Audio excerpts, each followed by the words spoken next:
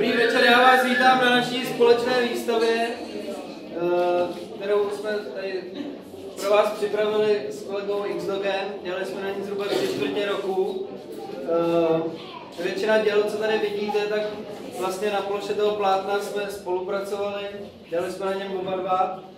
Jak bychom na těch sochách, každý dělal nějakou část, ještě vám za chvíli o tom povím víc, i třeba co se toho obsahu nebo témat, který jsme zpracovali týče.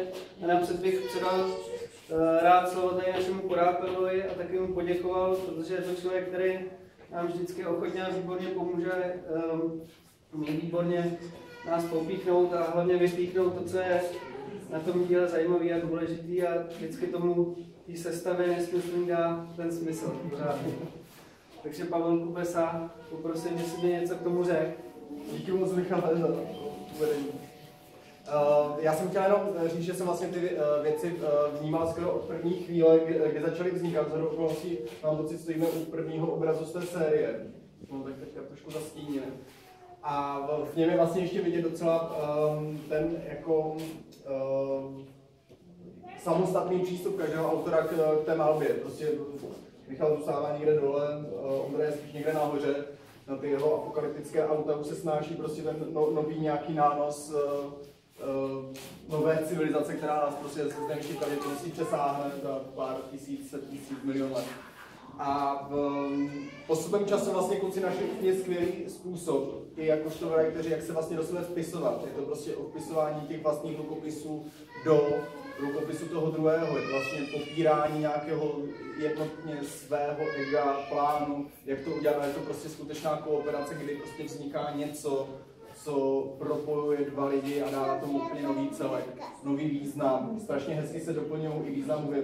Ty Michalovy lehce apokalyptičtější vize jsou zase vyvažovány tím Ondrovým tématem jako vyměňování civilizací, přicházení nových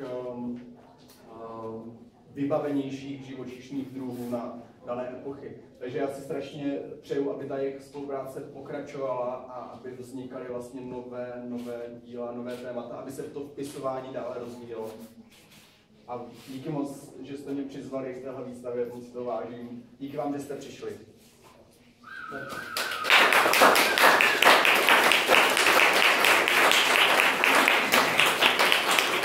Děkujeme, a vůbec nebudu toho zdržovat, jenom chci doplnit, že tato výstava teda bude kratší, jenom do neděle, a měla by být předznamenáním nějaký naší další spolupráce a snad se nám povede v horizontu nějakého roku nebo 2 let uspořádat nějakou větší výstavu, protože ta naše spolupráce nás baví a budeme rádi, když vás přivítáme brzy znova.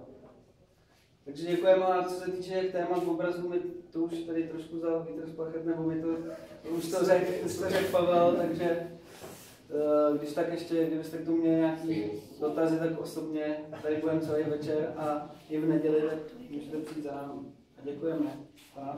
Děkujeme.